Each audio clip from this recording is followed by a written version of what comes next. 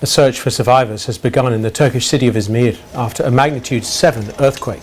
12 people are known to have died. The quake also caused damage on the nearby Greek island of Samos. French leaders have ramped up their rhetoric against radical Islam after a Tunisian man killed 3 people in a church in Nice. The Interior Minister said that France was at war with Islamist ideology. Joe Biden and Donald Trump are both campaigning in America's Midwest, where several states are on a knife edge. The region's currently seeing a surge in coronavirus cases. Riot police are trying to control protests in the Polish capital Warsaw as pro- and anti-abortion demonstrators clash over a controversial court ruling. Pro-choice protesters are angry at a constitutional court decision.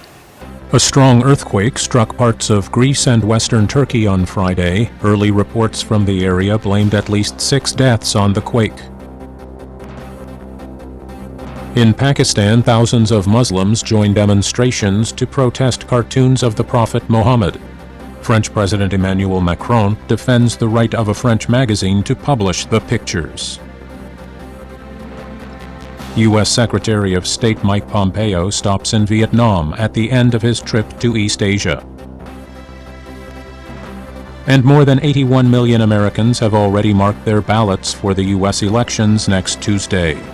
U.S. stocks fell today, closing out a volatile week ahead of next Tuesday's election. The Dow Jones Industrials fell 157 points to 26,501, capping the Dow's worst week and month since March.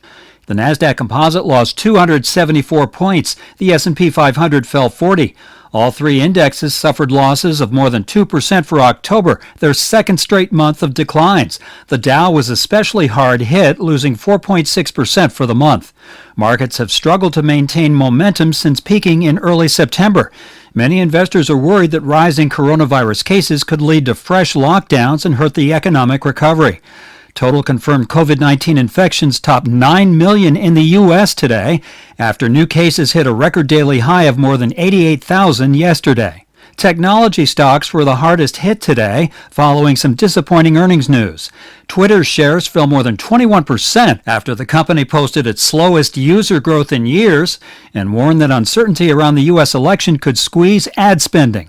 And Apple stock lost 5.6%, hurt by falling iPhone sales and a delay in the launch of the company's new smartphone. We begin with breaking news out of Turkey. A strong earthquake has struck off the country's Aegean coast, destroying several buildings in the province of Izmir. The magnitude 7.0 tremor hit the region early Friday afternoon. Turkey's interior minister tweeted that 6 buildings in 2 districts in the province had collapsed. Local media captured footage of people climbing onto building wreckage to help those trapped underneath. The quake was also felt on the Greek island of Samos, where Reuters news agency says tidal wave warnings were in place and residents were told to stay away from coastal areas. Authorities throughout the region are assessing the extent of the damage. Turning to Japan's coronavirus response, the government is trying out various measures to curb the spread of the virus while also supporting the economy. This comes as the number of daily new cases has recently been creeping up.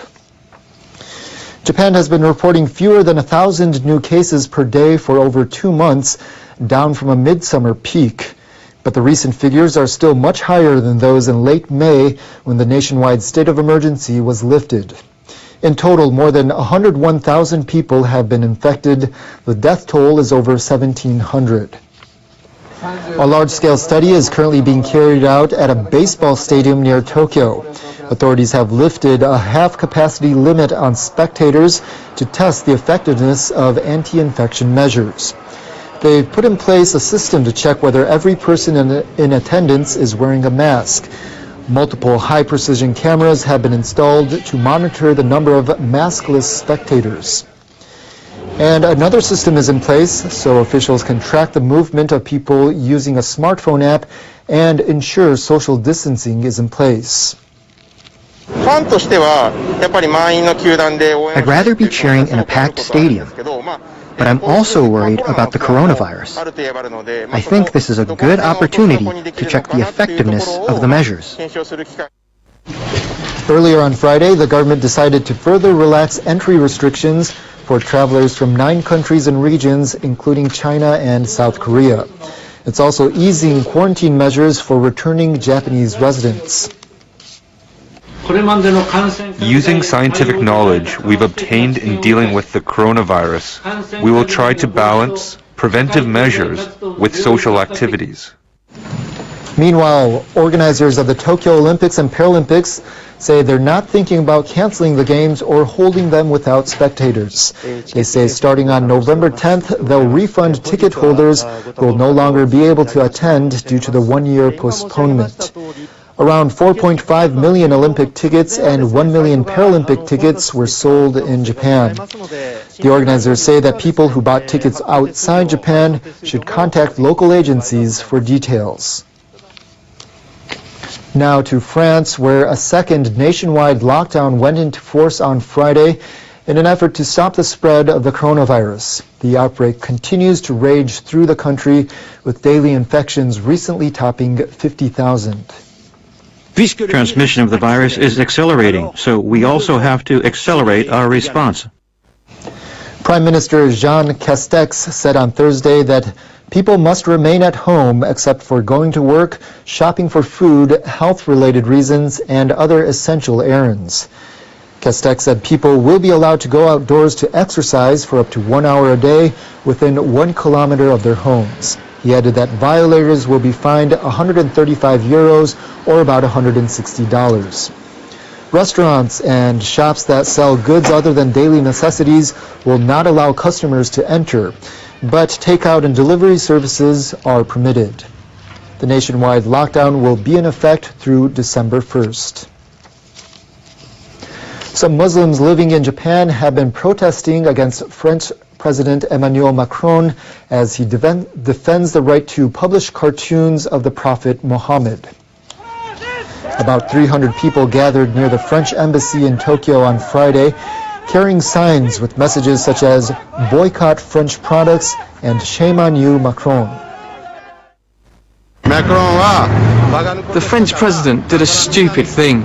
We were hurt by the insult. That's why we're here. It's beyond the scope of freedom of expression. Muslim community in Japan strongly condemn the statement of Macron has been facing a growing backlash in parts of the Muslim world. That's after he pledged to uphold freedom of expression following the killing of a teacher who'd shown his class caricatures of the Prophet Muhammad. Then on Thursday, he vowed to stand firm on freedom of belief after a fatal knife attack at a French church. Meanwhile, a security guard at the French Consulate General in Saudi Arabia was also attacked on Thursday. The Eurozone economy had an unexpectedly large rebound in the third quarter, but experts warn there could be trouble ahead as countries reimpose restrictions due to a rising number of coronavirus infections. The European Union Statistics Office says the GDP of the 19 countries that use the euro currency surged 12.7% between July and September. It comes after an 11.8% contraction in the previous 3 months. The recent boost was fueled by strong growth in France, Spain, and Italy. But an expert says the pace of economic recovery could contract again due to renewed lockdowns. If the lockdowns spread the same way they did in the spring, we will again find the Eurozone in a recession. Turning to Seoul, where civic group members are calling on Japanese companies to comply with South Korean Supreme Court rulings ordering them to compensate people who say they were forced to work during World War II. 일본은 대법원 판결대로 배상하라! Around 20 supporters of the plaintiffs held a rally on Friday outside the Japanese embassy in Seoul. 2 years ago, the court ordered Nippon Steel to pay 4 South Koreans around $80,000 each. The court issued a similar order to Mitsubishi Heavy Industries the following month. The plaintiffs are currently taking steps to sell assets seized from the two firms. The firms have refused to enter into compensation talks. Japan says any right to claims was settled completely and finally in 1965, when Japan and South Korea normalized ties. Tokyo has been urging Seoul to rectify what it calls a situation in which international law is being violated. North Korea has called the fatal shooting of a South Korean government official by its military a preventive measure against the coronavirus and says blame for the incident rests entirely on Seoul.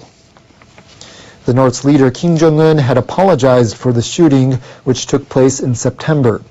But some conservative politicians in the South have criticized Pyongyang for not responding to a request by Seoul for a joint investigation into the incident. The Korean Central News Agency issued a statement on Friday calling this criticism impolite. It noted that the official had entered northern waters illegally and that the shooting was the result of inadequate control by the South at a time of heightened tensions due to the coronavirus. Seoul says northern troops shot the official dead and burned his body at sea, but Pyongyang denies some of the details. Friday's statement was the first time in about a month for the North's state media to address the incident. New Zealand has voted to allow euthanasia.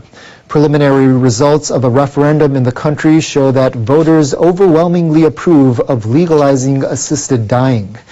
Whether to allow it or not has been a topic of parliamentary debate since 1995. The end-of-life choice referendum has been won, 65.2%. New Zealand's Electoral Commission said that 33.8% opposed it. It's amazing. It's just amazing. It's been a long time, and a lot of these people who were here tonight, they are absolutely ecstatic because I've been touched so deeply by the pain and the suffering. The referendum was held on October 17th. Last year, the country's parliament passed a bill to permit euthanasia. The law allows terminal patients with less than 6 months to live to request assisted suicide.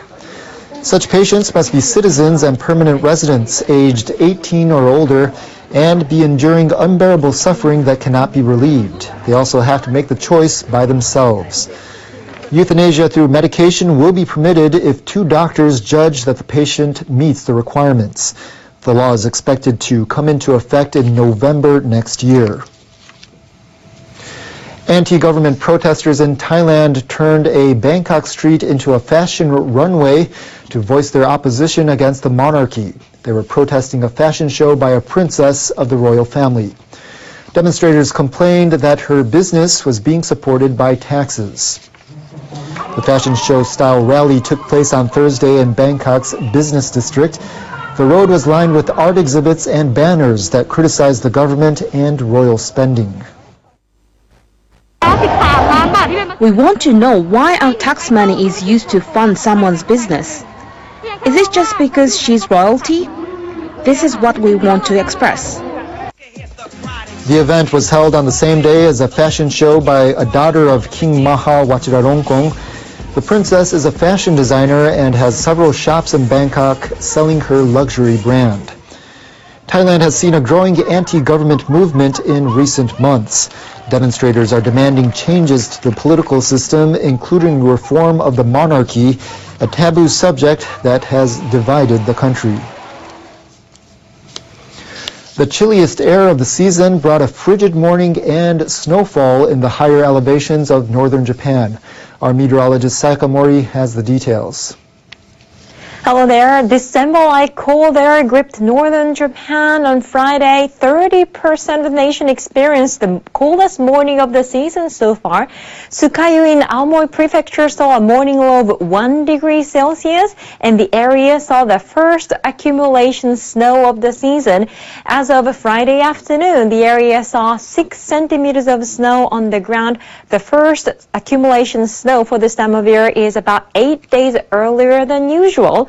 We have a high-pressure system. Radiation cooling will cause very low temperatures on Saturday morning. So even Tokyo will see the single digits on Sunday, and Tokyo's high will be in the 20s. So daytime highs will be quite warm. Meanwhile, Sapporo will see unusually low temperatures next week. It's going to be snowy every day on Tuesday as well as Wednesday. So do bundle up.